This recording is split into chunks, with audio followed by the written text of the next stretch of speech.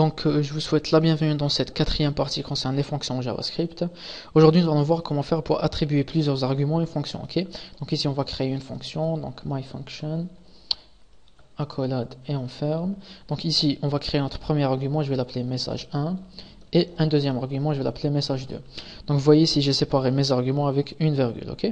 Donc ici, on va document write.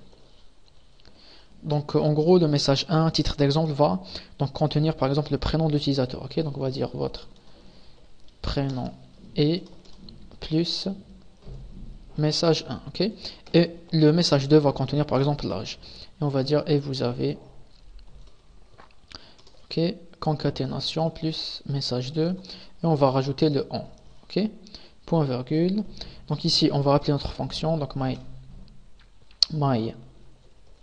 function, on va prompt en premier lieu, on va lui dire donc c'est quoi votre prénom, ok, et une virgule pour prompt. Donc la deuxième fonction, on va lui dire quel est votre âge, point virgule. On actualise ici. Donc j'ai ici quel est votre prénom, on va taper par exemple Lucie. Et on va dire quel est votre âge, on va dire 52 ans. Donc elle est vieille, notre Lucie. Et j'ai ici votre prénom est Lucie et vous avez 52 ans. Ok. Donc si on change ici, je vais taper par exemple, on va dire Paul. Et on va dire que Paul a 25 ans. Ok. Et j'ai ici votre prénom est Paul et vous avez 25 ans. Donc ici, je vais vous expliquer ce qu'on a fait. Donc ici, on a créé deux arguments, message 1 et message 2. Donc le message 1 va contenir le prénom de l'utilisateur et le message 2 va contenir l'âge de l'utilisateur. Ok.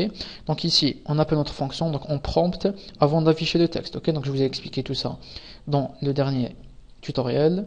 Donc en gros, l'utilisateur va saisir son prénom, il sera enregistré dans le message 1 et on va prompt en deuxième lieu.